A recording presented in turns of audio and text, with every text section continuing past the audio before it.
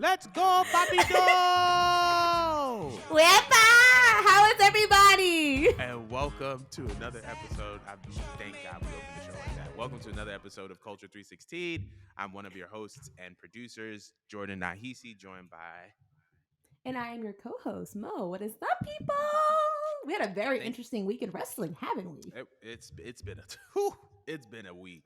But thank you guys so much for tuning in and tapping in. Once again, if you're listening through Apple Podcasts, Spotify Podcasts, anywhere where podcasts can be streamed, be sure to rate our show of 5 stars anywhere you're possibly streaming. If you're watching on YouTube, be sure to comment, like, and subscribe. We appreciate all the love and all the support that you guys give us. But without further ado, we're just gonna get right into it because sheesh, it's been a week. Before I actually get into this week, thank you to everybody who joined our space for Elimination Chamber. It was so much fun, as it always is, and we I look was forward to. very drunk. Yeah, listen, you ain't got to tell me. I was there. I was outside.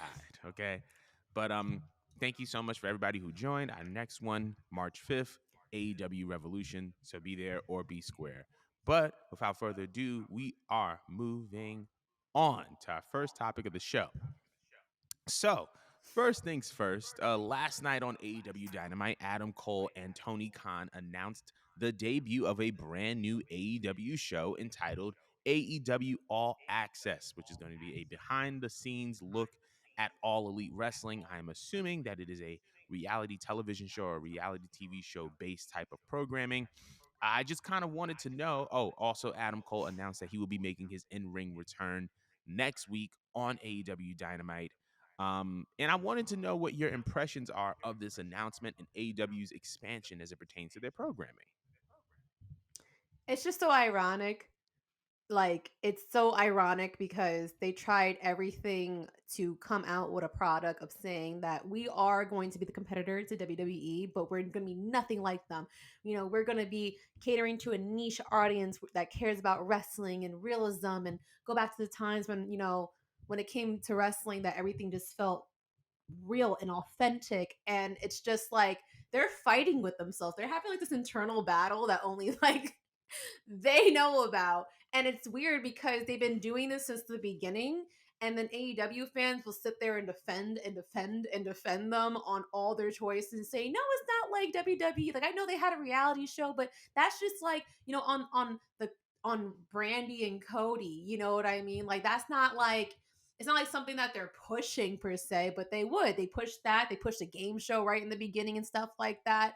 Big game And show, just yeah. like they're going back and forth. Yeah, they're going back and forth and back and forth and back and forth between wanting to be real. And it's like, again, do y'all not remember how in the beginning you guys still had characters like uh characters that are still kind of going, like the Dark Order? That's not something that comes off to me like sports centric, or Mm-hmm. having Chris Statlander, a fucking alien running around your business. You know what I mean? And now you guys have a reality show that breaks the fourth wall. Not that, it's a day and age where anyone believes, pro Right. wrestling.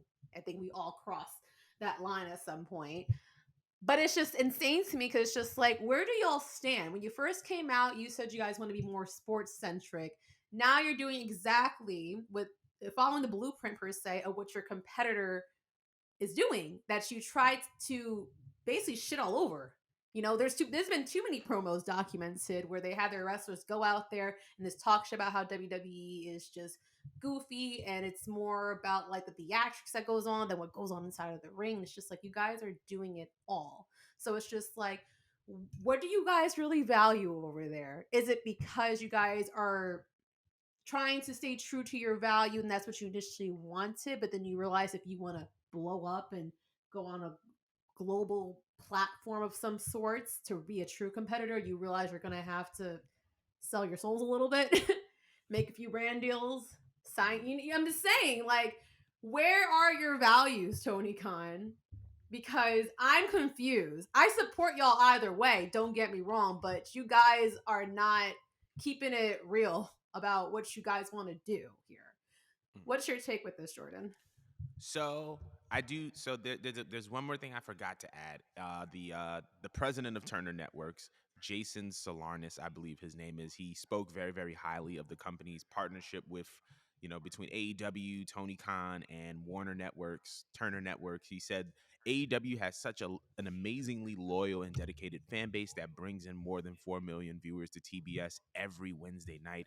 With All Access, we are bringing that incredible audience a whole new way to experience the wrestling universe they love. We have a powerful partnership with Tony Khan and AEW.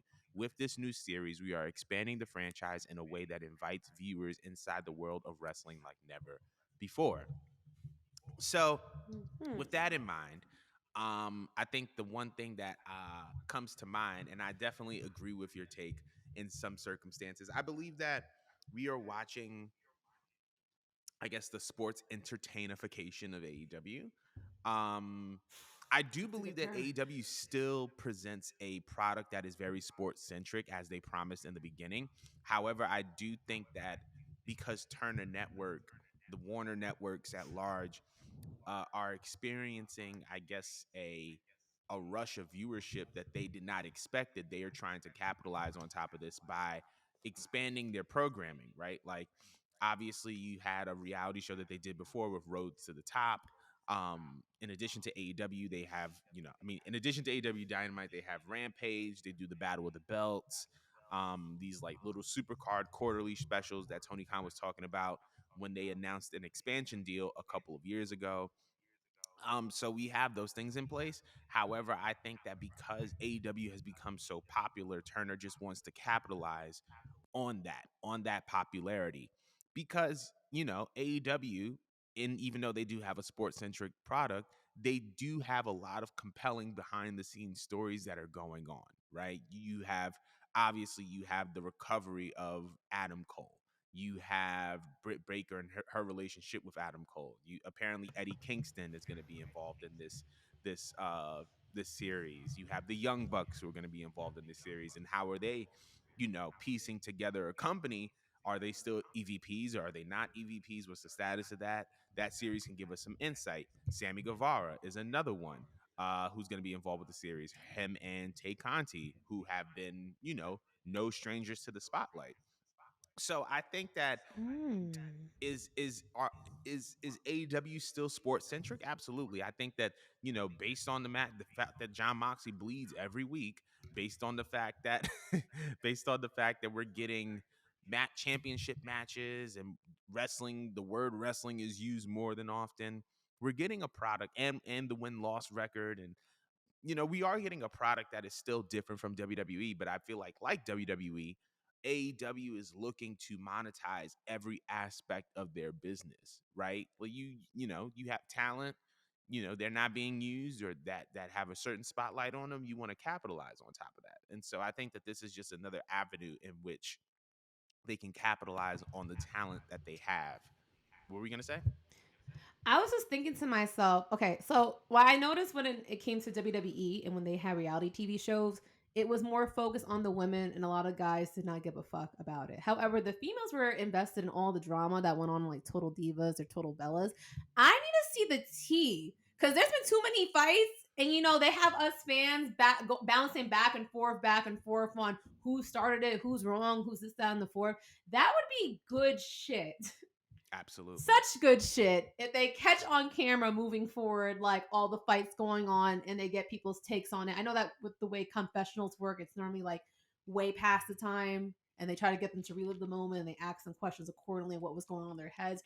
If they really want to reel in male viewership, since men don't particularly care for drama, however, as wrestling fans, we kind of care for the backstage drama. Like we Yeah. live for those wrestling stories.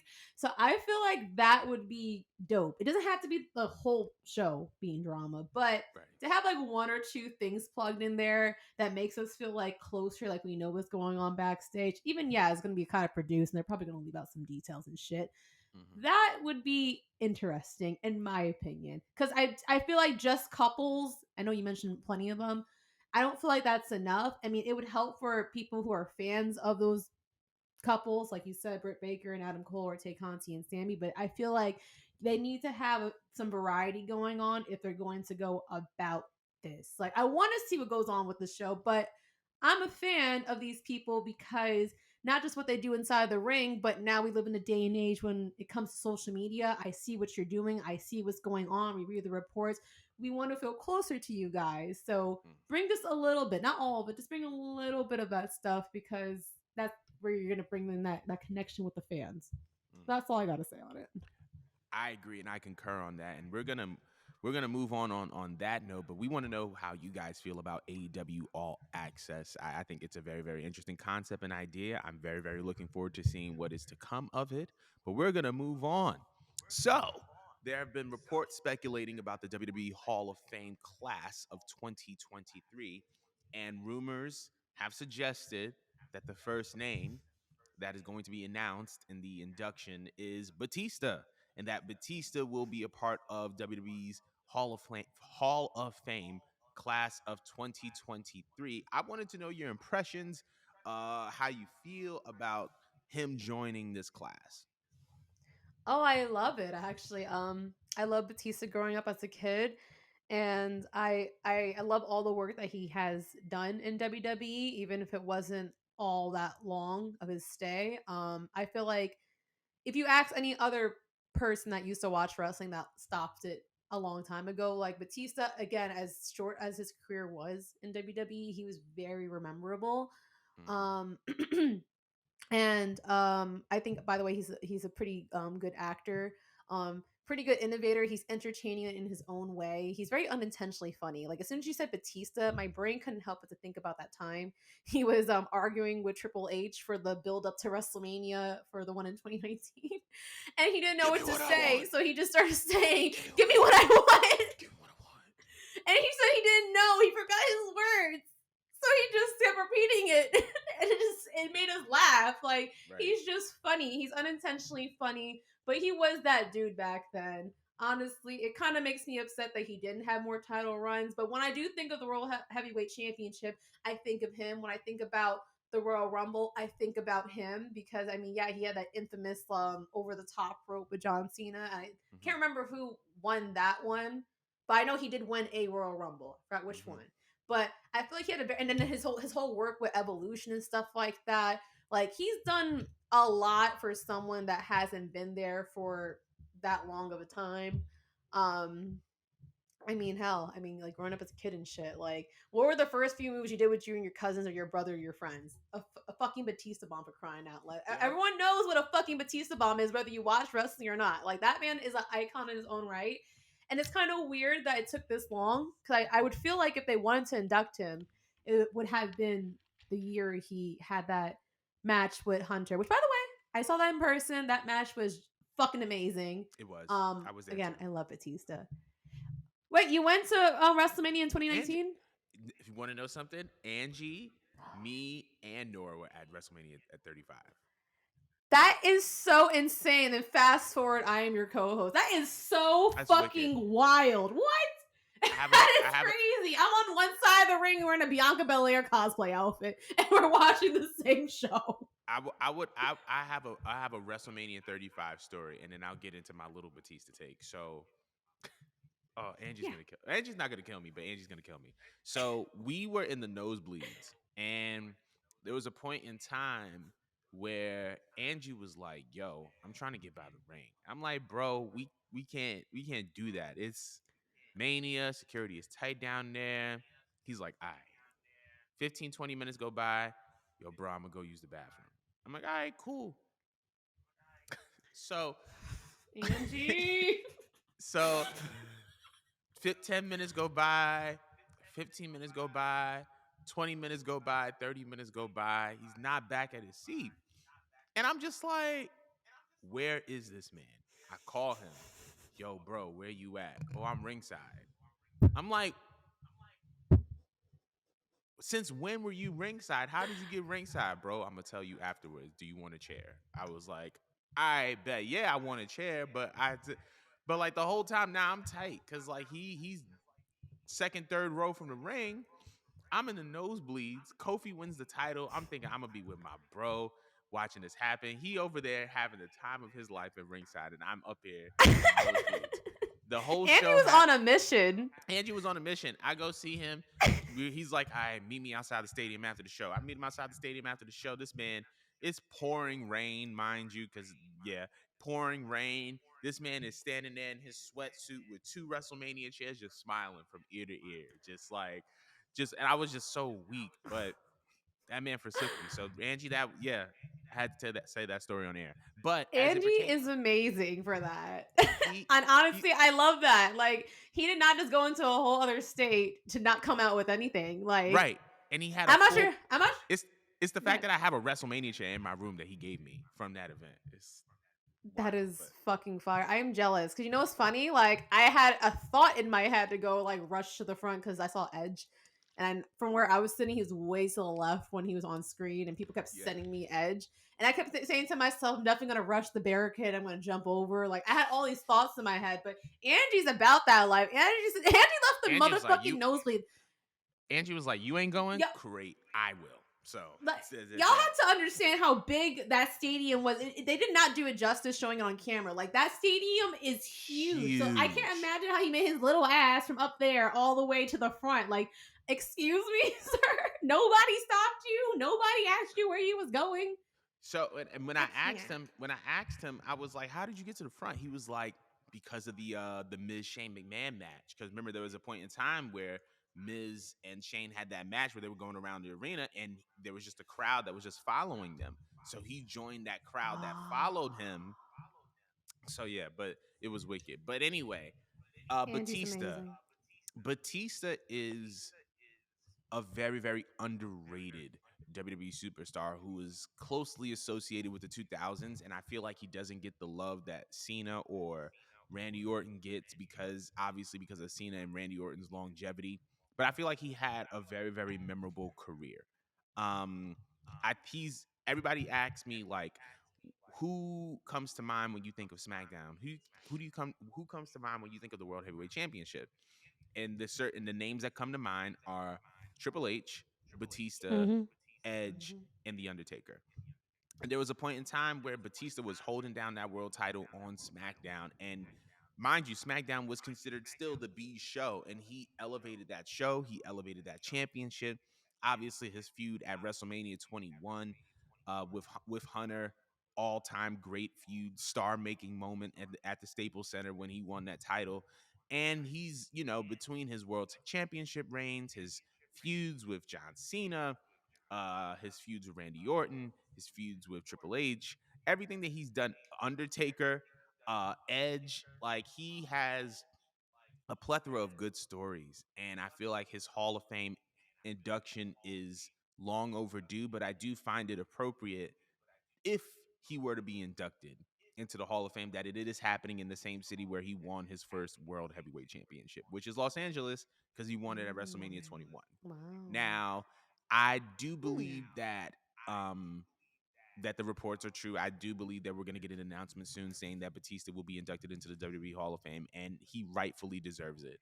Um, Also, another point to go off of his acting thing, his range is incredible as an actor. A lot of people say that his range, Batista's range as an actor, may be better than The Rock's. And to be honest, I can't, I can see where somebody has that argument because of how many movies he starred in and the variety of roles that he's covered. So I think Batista does have incredible range, but as far as him and as a wrestler and his wrestling career, it's storied. He deserves to be in the Hall of Fame, and I'm very, very excited for his speech. And like we love Batista. Batista has always been someone who's an ally, someone who's always spoken up for social justice, someone who's always spoken up and been vocal about change and Black Lives Matter. And I think I respect that the most about him than anything. So shout outs to Batista if the reports are true. I will be buying that Hall of Fame merch. But I want to know how everybody else feels about Batista's potential induction into the WWE Hall of Fame. But we are moving on. All right. We got another uh speaking of people that we love. This past Saturday, in addition to Elimination Chamber, Mercedes Monet won the IWGP Women's World Championship at Battle of the Valley against Kyrie in San Jose. Trinity Fatu was in attendance. Bailey was in attendance. Tamina was in attendance. I just wanted to know your impressions of it, your impressions of the match. just that overall moment. Like, how did you feel about seeing Mercedes, reach the mountaintop in another company?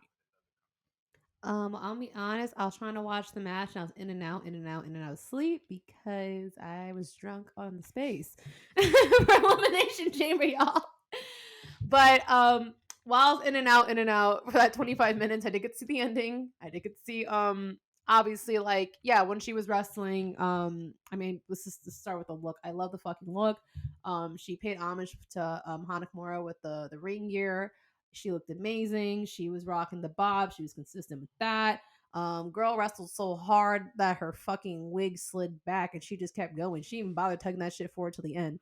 Like, That's a girl, fact. one thing about Sasha, you know she having a damn good match when her wig starts sliding. It's always either with Kyrie or with Asuka. Her wig starts slipping back. I think she even referenced it afterwards, saying that she almost snatched her bald or something like that. Yeah, She's she said that in the adorable. press conference. Yeah. She's adorable. I love her. But yeah, no, I thought she did great for her match, especially from someone that went from wrestling in an environment where your matches really didn't go past like what 15 minutes or something like that on a pay-per-view or something, and now she wrestled 25 minutes, I think. It was about 22 to 26 minutes, something along those lines. But she was definitely shaking off some ring rust here and there, but for the most part, I mean like she showed out. It was a perfect opponent since it was someone that she was familiar with, and God, I mean, she executed that move just to show the haters that she could do it. Mm-hmm. And my favorite part was just watching her reaction because she was so emotional because she like truly has made it, and you could see in her eyes that she found peace and she's happy to be somewhere that she's appreciated. Like, of course, she still has to prove herself somewhere else, but she knows, like, you know what I'm saying, like she knows that where she's at is best for her, and that when she gives it time, that same feeling she was hoping she was going to get out of the WWE with all the time and effort she put into there, she's probably going to reap that over there. Like that look on her face that she had holding the belt was just like an emotional moment for me. And I'm just sincerely proud for Mercedes and whatever she does moving forward with wrestling, whether it is just solely in New Japan, although I still believe in my heart that she is going to collaborate with different promotions since she has that pull with who she is. Just good for her, man. Good for fucking her. What was your take on the match? So, like you said, she does have that ability to collaborate with anywhere else. She said, like, I can go anywhere. And I love how she referenced Mickey Mm-hmm. James as a potential opponent because that's something that we talked about a Mm-hmm. couple weeks ago, about that needing to be a thing. Um, Mm-hmm. as far as my impressions of the match, great match. Really, really good match. Obviously, like you said, she was still shaking off some ring rust. I loved the little WWE references that she did. Um, for starters, that Bailey to belly into the near fall, that Mm-hmm. popped me, especially since Bailey was in attendance during the match. I just think that it was just an overall good match. Like, I don't think that she could have had a better wrestling in ring debut for New Japan Pro Wrestling. First match, winning the IWGP Women's World Championship from a woman like Kyrie, who she is familiar with on her home turf, which is the US, right? In California. I mean, it may not be Boston, but it's still the US is her home turf in comparison to Japan. And like you said, she was very, very emotional, and you can tell that she wanted to be there and that she's at peace. It was also interesting because I watched the match a little bit, and then I also watched the documentary that was released on her YouTube about her popping up at the Tokyo Dome and seeing Bailey there and her meeting Kenny Omega and like when And Okada too. and Okada and all those. Yeah, the photo with her and Okada was great, and the meeting was great, and her meeting Tanahashi was also really, really cool. But it was like hearing Kenny say, like, I remember, like, Kenny was like, yeah, I remember years ago you said you wanted to be out here, and it's a great thing to know that like she is where she wants to be. And I think that because of that, we're gonna get the best version of her. And it just like I'm very, very happy for her. And then the pictures that came out of like Bailey and Sasha together backstage, and Bailey and Naomi, and Bailey and Tamina, like it was just very, very heartwarming to see like she really got real friends, and she really has people that are down for her, that support her, that love her down, and that just want to see the best for her. And kudos to WWE for letting them do that, because Vince would have been petty. I know Hunter had to have the okay on that and be like, go ahead. And even seeing like Hunter and William Regal send her texts like before her match during the documentary, I thought that was very, very heartwarming. And I think that's an indication of the fact that even though Sasha may not be in WWE, she has a positive relationship with them. You know what I mean? It's just a matter of them not being able to do business at the moment. But I just overall, I just think that it was a great match. I'm glad that she's the IWGP Women's World Champion, and I'm very, very excited to see what's next from Miss Monet. She To be has honest, though, like she probably will be inducted, even if she doesn't go back. I feel absolutely, like absolutely. if if Vince just stays the fuck over there, she's definitely going in a couple years. Hmm. But go on, sorry, you're listening. No, no, you're good. I was gonna be the end of my point. I just was gonna ask the people them. How do you guys feel about Mercedes Monet winning the IWGP World Women's Championship? Leave comments. Let us know how you feel. But we are moving on. So, uh, that same day, obviously, was WWE's Elimination Chamber Premium Live event, which was capped by Sami Zayn's very emotional performance in the main event of Elimination Chamber in Montreal. Um, when he actually lost to Roman Reigns for the WWE Undisputed Universal Championship. But I wanted to know, what were some of your takeaways from the Elimination Chamber Premium Live event? It was a really good show. Like I wanted to give it like a 9 out of 10, but then Montez didn't win. It pissed me off. But outside of that little ick that I had, it was a phenomenal pay per view. It definitely made up for the Royal Rumble because the Royal Rumble done pissed me off so much I didn't even bother watching the second half of the women's. But it was a great show. Even as drunk as I was, I can remember so many highlights. I thought both chamber matches were very entertaining and showcased everyone wonderfully. It didn't feel like it was rushed. It felt like it was properly planned out. Um, I the only match I didn't give a fuck about, and y'all could probably guess this one. My arch nemesis. Yes, my arch Duh. nemesis. Thought that was your favorite Yes. match. No, absolutely not. I definitely most turned away and then guzzled more Remy Martin when I saw the butler next to my man. But we're gonna move on from that because that's not important and neither is she. I thought the match with Sammy and Roman um definitely delivered because like I said going in, we did not know who was going to win. We did not know like what to expect out of it. And again, as I said last podcast, that's when wrestling is good, when the storyline is juicy, because there was about like three ways they could have went about booking this, and the way that they chose wasn't exactly what I thought up in my head. But what I love is that they still planted some seeds, Mm, and they definitely took a risk by letting Roman win with that crowd, because that crowd was like, that was a Sammy crowd. that was a That very was Sammy a crowd. fucking Sammy crowd. They took a risk. Like I was expecting like a Bruiser Brody like reaction from the crowd when Roman won. Like I was expecting people to take their chairs and just throw shit at him or whatever. I was expecting like a riot when Roman won. But the way they went about it, I couldn't have been mad because they set it up in a way to where this could still be revisited. Mm, But also it brings more anticipation for Cody's match. And of course, now you also have that extra plot going in there with how Sammy intended on taking Roman out, and then he got Jay, and Jay was his only ally. And I'm not sure if Jay even caught how that happened. It looked like he just got up, he got blindsided, and boom. So there's so much tea there. And you mhm, could tell that they're not just stopping there with this Sammy storyline. Now, in my heart, did I want Sammy to win? Of course, I wanted Sammy to win. But I get why they went with Roman, and I could not have been mad. Like, this storyline is super hot, super juicy, and I'm just more excited as the days goes on, the weeks go on, for WrestleMania. What did you think about the Elimination Chamber pay per view?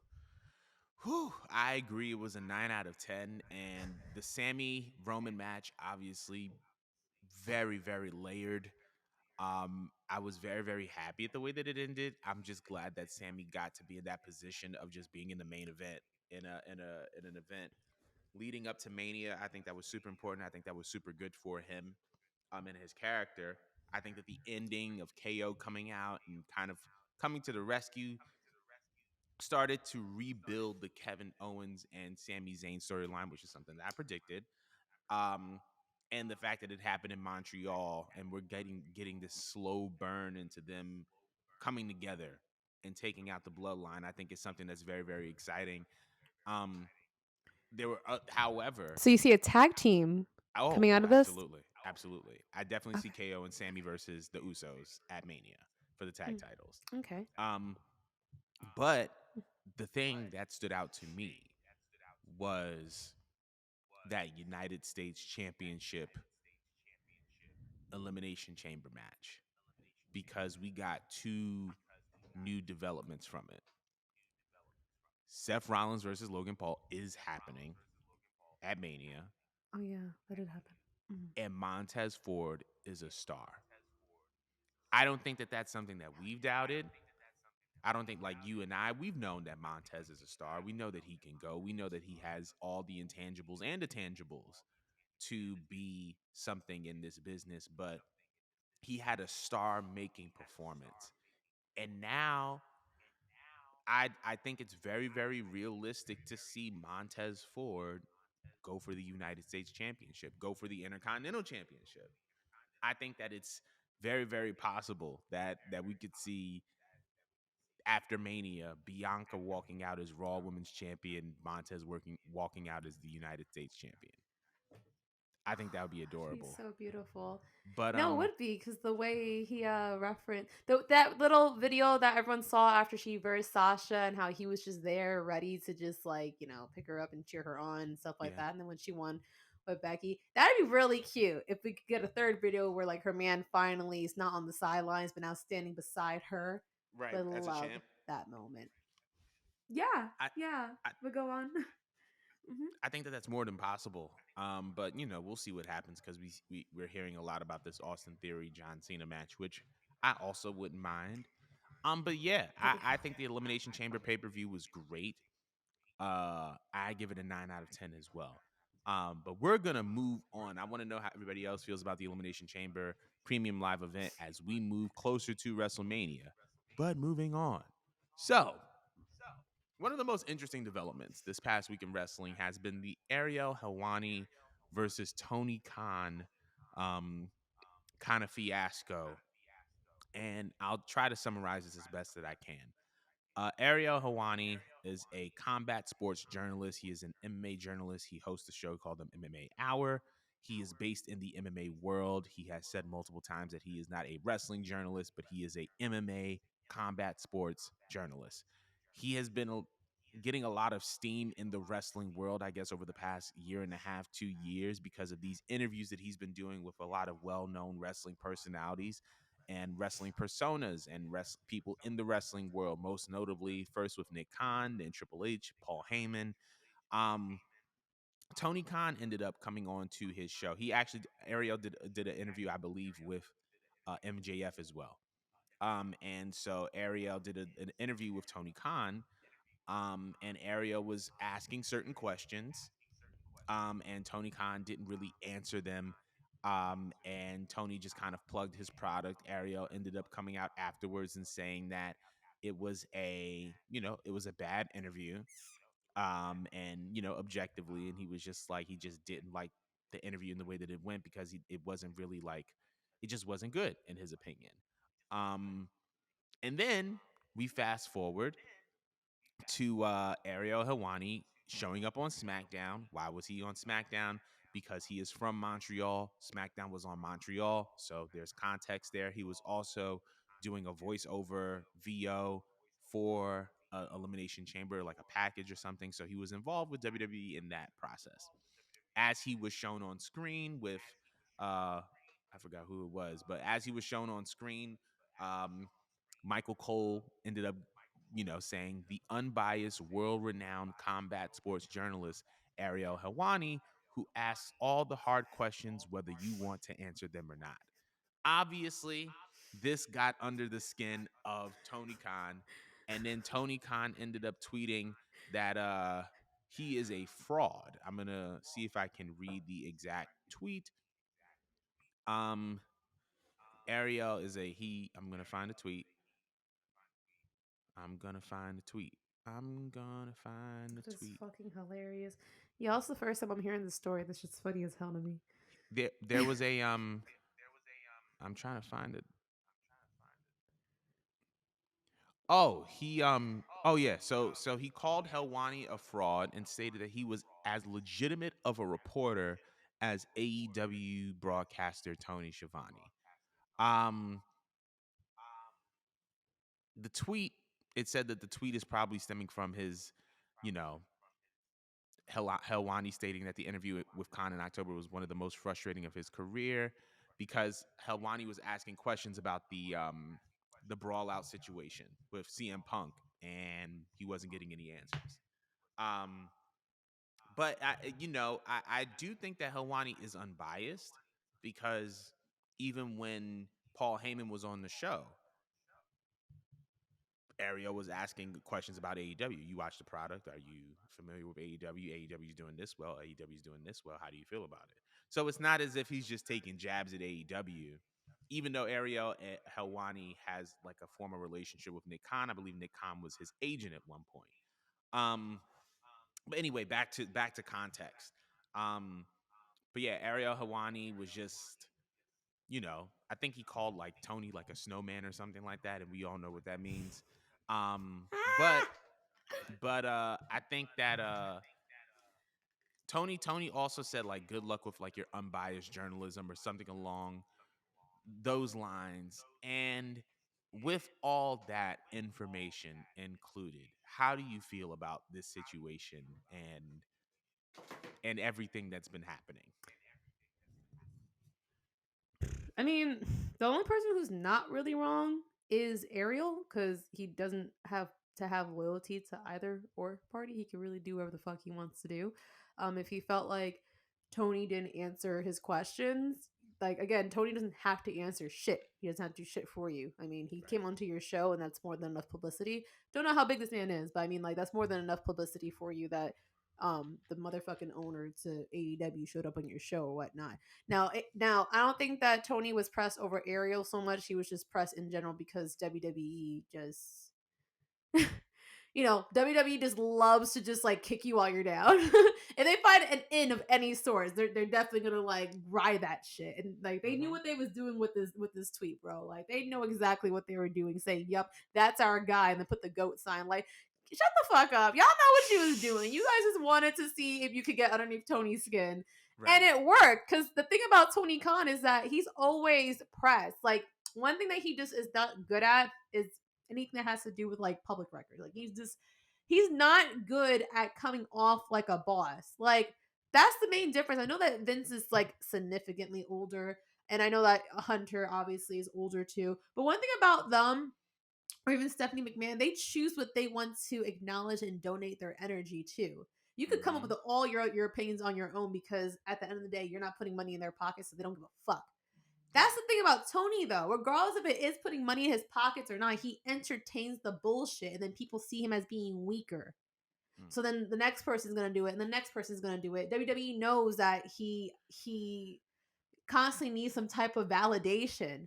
And it's just like, dude, you own a company, you have all this stuff going on. You cannot be pressed over one guy. He would have looked really good in this situation if he just never said shit. That's what I would have done. I would have just had shut the fuck up because what did it do for you? We're having this little back and forth. You know what I mean? It's not your beef is not really so much with Ariel, it's the fact that like he went to your competitor. Mm. You know what I mean? But again, like what was the gain out of this besides just showing your ass that yeah, like you can't take any heat. You really can't at all whatsoever. He should have just left it. But I mean, this is going to be an ongoing situation. I mean, Tony Khan has been known to argue in the DMs because he likes to vanity search because he's obsessed with what people think about him. This is not a business where if you have like such a weak ego, you know what I mean, that you engage and that you lead this, because that's what's going to happen in this business. People are going to do a lot of fake shit. They're going to talk shit about you. People are not going to like you. Mm. They're not. This guy didn't like you because he expected you to answer some questions. You didn't answer your questions. And he said, I'm going to still collect my bag off of this, but I'm also going to jump ship because I'm entitled to. That's a grown ass man. He's going to make his grown ass decisions. Right. I'm just saying. Like, he doesn't, he needs, again, he really needs like a team or a cabinet or someone to stop him or to handle his social media account, because every time Tony Khan goes viral, it's always along the same lines of this guy just not knowing how to control like his temper, and his ego just showing is seeping through the words of his tweets. And it's embarrassing. I cringe every time, and I'm cringing here. What do you think about this? Ooh. Ah, man, I'm gonna sound off real quick. So I'm gonna start somewhere, and I hope you guys can follow me. I've been reading a book called "The 22 Immutable Laws of Branding," and essentially, it's talking about just branding in different aspects and marketing. And I highly recommend that people read it and get into it, especially if they're into marketing and branding, like I am. One of the things that was brought up in the book is that the idea of a brand is to dominate a category. The idea of creating a brand, the idea of sustaining a brand is to dominate the category in which it's in. This is something that WWE has done for almost the better part of 50 years. And Mm, because of that, they're going to do what's necessary to continue to dominate that category. And in some eras, it's going to look different than others. And in the Monday Night Wars, it was a matter of ratings. It was a matter of putting on a television product that was edgier, that was cooler, that was more cutting edge, that could surpass other people in the ratings. And in this case, I believe that WWE is trying to sustain their dominance over the brand of professional wrestling in the United States by doing things that they know are going to get Tony Khan to react. This is not the first time. There have been times where Tony Khan has come out and said that WWE is tampering with contracts and he's tampering with talent and da da da da da da da da da da da da. Right? Then you have this whole Ariel Helwani thing, right? And then now he's reacting. And the funny part is, anytime you interview a WWE official, they're gonna keep it classy. Well, are you mhm, competing with AEW? Are you da da da? Well, we're competing with all forms of entertainment. We're we're we're trying. Everybody's a competitor to us. It's not just AEW. We're competing with everybody. And that mhm, alone, I feel like, is the difference between WWE and AEW. I love Tony Khan. I love how passionate he is. I love how he puts the fan first. However, like you said, there are times where I feel like he feels like his ego is in jeopardy and he feels like he has to do something that he really doesn't have to as a leader. And I feel like it's great that he mhm, has now an executive team. He made this announcement, I think it was earlier in 2022, where people were being promoted to, mhm, you know, executive this and executive that, and Chris Jericho's a coach, and John Moxley's this, and all these things are great for your structure of your company, but it means nothing if none of these people are going to hold you accountable. You think Chris You don't think Chris Jericho knows about how WWE gets down? You don't think John Moxley knows about how WWE gets down? You don't think Tony Schiavone doesn't know how WWE gets down? I don't know if they're in your ear talking to you or if they're not, but if they are, you need to listen to them.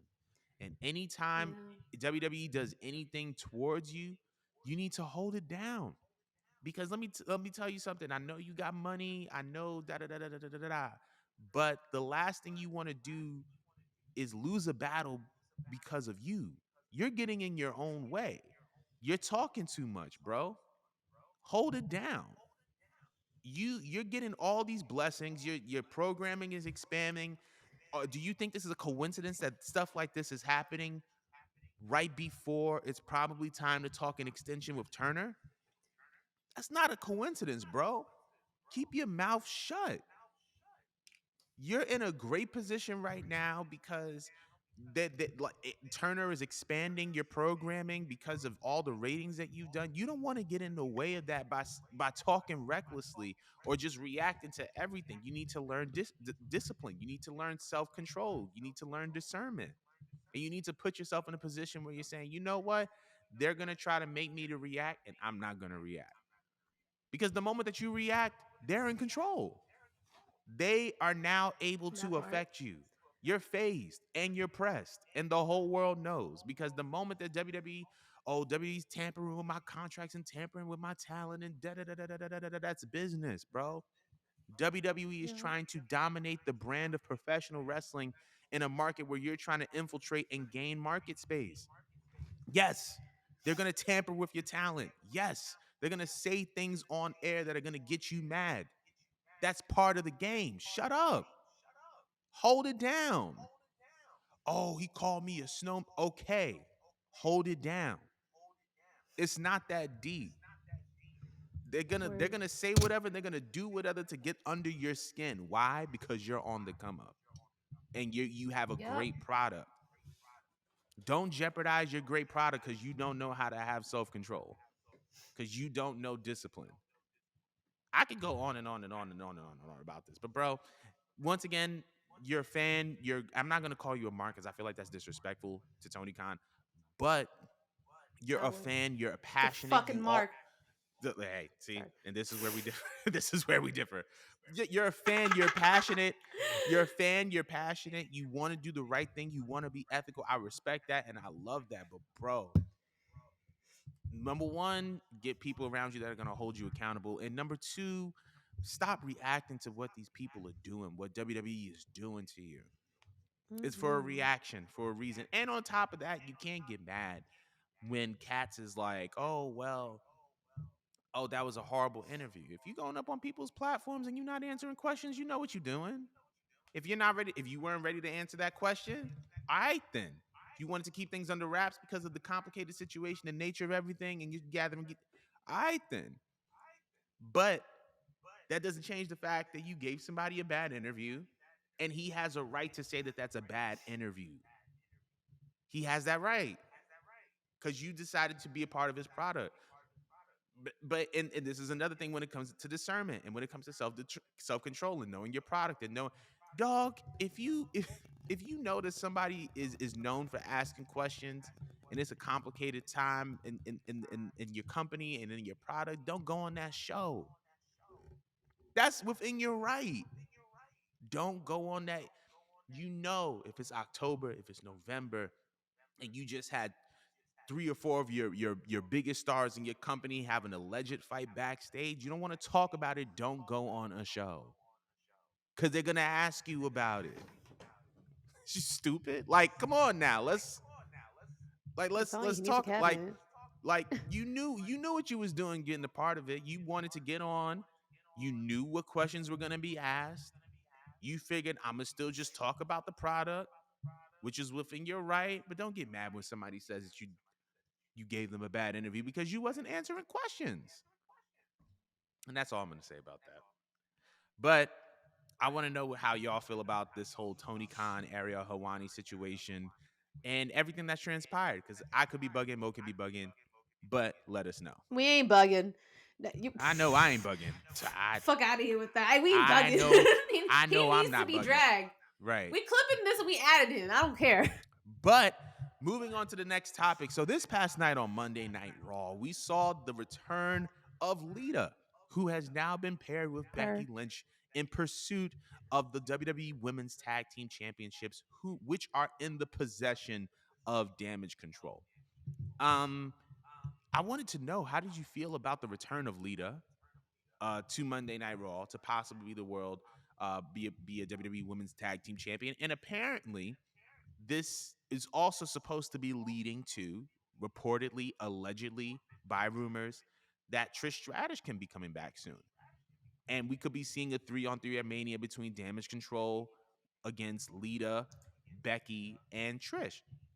How do you feel about Lita being back, Trish potentially coming back, and this potential women's tag team title match? How do you feel about that?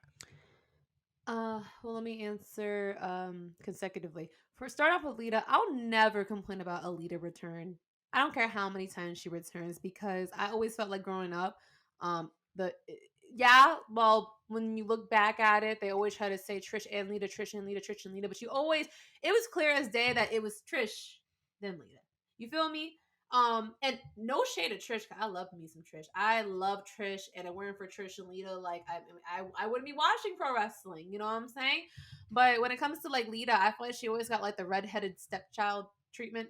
Mm, You know, I felt like when it comes to her, they downplay a lot of what she did, and I'll never forgive WWE for the way they made her go out with her retirement speech by basically making you remember that she was a whore. mm, Meanwhile, like Trish came out as being a sex symbol, and there was a point where she was on all fours, barking like a dog. Um, no shade, but I'm just saying, like, you had my girl go out as a whore because of one decision that she made behind the scenes or whatnot. That did not have to be brought to the front. Or if you're gonna bring it to the front and make it part of her character, don't make that like the embodiment of her for her career because Lita's much more than that. She's a wonderful person. I mm, never personally met Lita, but I know many people that met Lita and have nothing but amazing things to say about her. She's a wonderful and dear spirit. And I feel like it's a good thing that they're having her return as much as possible now. Even, yeah, while she's older, she still got it in her. Obviously things are going to slow down, stuff like that, but she still got it in her. And I like that they're rewriting that and they're giving her like more depth because she does. There's so much more to her that doesn't get reference. So this is great, and I'm pretty sure that the women are proud to work with Lita. They're honored to work with her. I would be geeked. Um, and then as far as the subject of you talking about them having the opportunity to fight for the belt, I feel like they're listening to Twitter or something like that because mm, everyone has been talking since the inception of these tag team title belts. Everyone has been saying like Lay Cool or Trish and Lita need to have these belts because they're the ones that were the first women of any sorts to actually be a real duo. You mm. know what I mean? Like Yeah. they need to be in the conversation. So I love that. I think that's exciting. And considering that right now, as far as the women divisions go, um it's the weak, it's kind of weak right now. It's not that the females that they have aren't talented, but it is missing the star power without Naomi and Sasha. Like they're not, maybe Naomi is coming back, but Sasha ain't coming back no time soon. And they were holding down them belts, and because you don't have people that have that power like Sasha and Naomi there, and they don't have true tag teams when it comes to the females. They're all makeshift tag teams. Damage Control is suffering at the moment. They're suffering because they have nothing to work with. You know what I mean? A functional tag team division would kind of look like what it looked like at NXT with the male division, like back in Yes. 1.0 I'm talking about. That's what it should look like. And it's not that Damage Control is bad. They're a great team, great concept. They have nothing to work with, got nothing to work with, nothing to bounce off of. They suffer. So I think this is an excellent move to bring back Trish and Lita, but to not just make it a cliche where it's just, all right, let's bring back a legend and they're going to lose the belts anyways or whatever. No, you're tying them together with Becky Lynch. So it does give Becky a rub. It gives everyone else in that whole division a rub. It's going to be the closest thing I get to see of a Bayley versus Lita, which I've been itching for. I've been itching for a Lita versus Bayley. Okay, and if this is what I gotta do to have this happen, with this version of Bayley, not the ponytail Bayley, but this version of Bayley, god damn it, I'm gonna take it. God fucking damn it. So I think it's gonna be super fun. It's gonna be interesting to see Trish and Lita like work together again, although we did recently see that with Evolution. I'm expecting it to be fun. It goes with the theme of WrestleMania Hollywood. I love all the surprises so far. I'm expecting many more. I don't see how they could really lose with this. Now, my question is like, do you think that since Lita's very comfortable at wrestling, I mean, we just saw her not too long ago have a match with Becky. It was Yeah. either last year or in 2021. She had tossed it up with Becky or whatever. Like, do we expect that they make they may take the belts and then drop them, or do you just think solely they're just going to give the belts over to Damage Control and just have that moment? And Trish goes back to Canada and West Bevel fuck, and then Lita goes back into the mountains. What do you think with that? First of all, don't disrespect Canada like that. Nah, I want to visit. I high key, low key want to visit Toronto. So, but That's so because the of funny Drake. part is the funny Go part on. about it is no. Well, yeah, but no, but but Exactly. I gotcha. I think the match being proposed right now is Becky and Lita for the tag titles and build up for the feud, which I would be interested in. I would also love to see Trish and Lita mix it up with Damage Control. And then if that 3-on-3 at Mania would just be super fire of Becky, Lita, and Trish versus There's Damage no one Control. else to be the third person. What for what? Yeah. Yeah, No, there's no Becky. other like third person. Yeah, there's no other. There can be no other third person, and I think that that's going to make a world of the difference. And I love the possibilities that come with this. Obviously, you're probably going to have a Bailey Lita face off. Obviously, you're going to have a Bailey Trish face off somewhere down the line of either promos or in the ring. In either way, I think it would be super duper dope. I think this is just going to be a great feud. It's a great way of elevating Damage Control to be in the ring with these amazing women. Like that's the first thing that came to mind was, yeah, we can get a Trish and Lita tag team title run, but Io Sky and Dakota getting in the ring with Trish and Lita, this wouldn't have happened a couple years ago. I don't think. And I think this is great for them. This is going to raise their stock more than anything. I do believe that Trish and Lita can win those tag titles. Um, However, I think that they would be more interested in whichever scenario or situation that is going to raise the stock of Damage Control. Because if Damage Control wins, then the women's division wins, right? Like if you are doing things to add credibility to the women's division, then you're going to do things that are going to strengthen the women's division.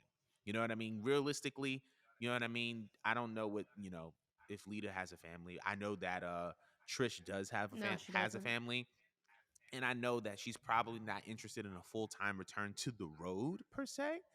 So I feel like they're gonna come in, maybe they'll hold the tag titles for a little bit, but I think that their priority is just raising the credibility of Damage Control and putting them over. And you know what I'm saying? I feel like Dakota's on the rise. I feel like EO is on the rise. And either way, I'm just really, really excited for what can come of this. And because I love damage. I love Damage Control. I love what Bailey's done, and I love any legend who can come back that can add value. And Elite Lita adds value. Trish Stratus adds value. And both of them are in incredible shape. Like let's do it. Like I'm super here for it, and I'm very, very excited for it. But I want to know how y'all feel about Damage Control versus uh, Becky, and Lita. And we're gonna be moving on to our last topic of the day. So there's been Zay.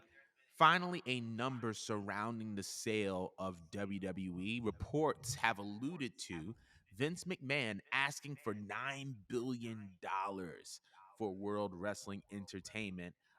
Some people are saying that it's too low. Some people are saying it's too high. I believe there was a number that was floating around saying that the market value for WWE was about 6.5 billion.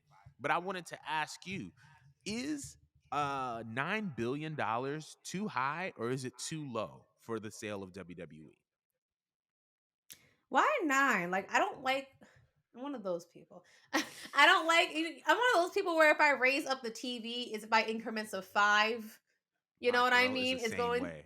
My girlfriend Okay, is the yes. same way. Oh my So that's what pisses me off about this 9. Why 9 and not 10? Why did you just not round it to 10? Like, god. that's just my ick.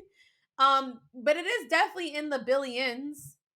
Um, yeah, I would round it up to 10, but you can't really argue with 9. What more would you really want out of it? No one's gonna give you $1 trillion for WWE.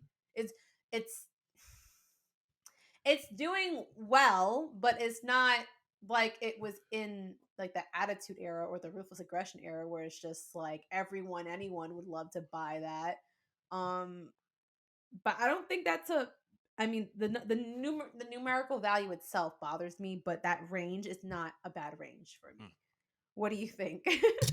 So I do want to lovingly correct you because 2022 was actually WWE's most profitable year. So Oh it's yeah, you did say actually that last week. fiscally doing better now than it did in the Attitude Era. And I think it's because of a couple of things. I think because of the price surrounding or the value surrounding television rights. I think that Yeah. because of their international distribution deals with multiple media networks, I think because Yeah. of all the avenues that they have monetized, you think, obviously their big four shows have expanded to stadiums. Obviously, they have the deal with Saudi Arabia. Obviously, you have premium live events in different countries and different subsidiaries of WWE that were operating in different countries. So they have more streams of revenue than they did during the Attitude Era, and they are just overall making more money than they did. And they made Hmm. $1 billion in a year. So essentially, if we're going based off of if WWE were to have 9 more years of the years they just have, then that means that the company that would have bought them would have made all their money back, which is not a bad deal. In my Hmm. opinion, if you pay $9 billion for a company that makes $1 billion a year, that means that you know you make um that means you make your money back in 9 years. That means that you get a profit within 10. And I If don't he think that that's survives a that bad long. deal. I don't think that that's a bad deal at all if you keep everything running the way that it is right now. So, you know, I don't think that 9 billion is necessarily a bad number. I don't think it is. I actually think that 6.5 billion is a little bit too low. I think it's a little bit too Yeah. conservative considering all of the things that WWE has done and has the potential to do. But I think that 9 billion is just right. I think that WWE should sail for 9 billion.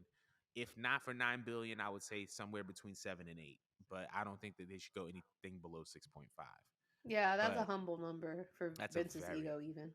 that's a very very humble number. And like the payouts, we're gonna get into that the next show. But yeah, the payouts off of that 6.5, I forgot what it was, but like I saw something that like if they sold for like 6.5, I think like this could be. Listen, I'm guessing, not even guesstimating. I just randomly saw this, but like Stephanie was making like 280 million or something like that. Like some stupid. I put it. Remember, we put it in the group chat. It was like Stephanie was getting like 200 and something million off of a WWE sale, which is crazy. But Yeah, her and Triple H for eating, and Shane didn't get shit. which is wild because it's like 208. I mean, I wonder how much Shane would have had of that pot, but I'm like, things we'll never hey, know. Dad, how you Hey, doing? Dad, Long time no talk. I always favored you. You've always been my favorite McMahon, Vince. Um, but yeah, I want to know from y'all though. How do you feel? How much do you think WWE should sell for? Are they worth $9 billion?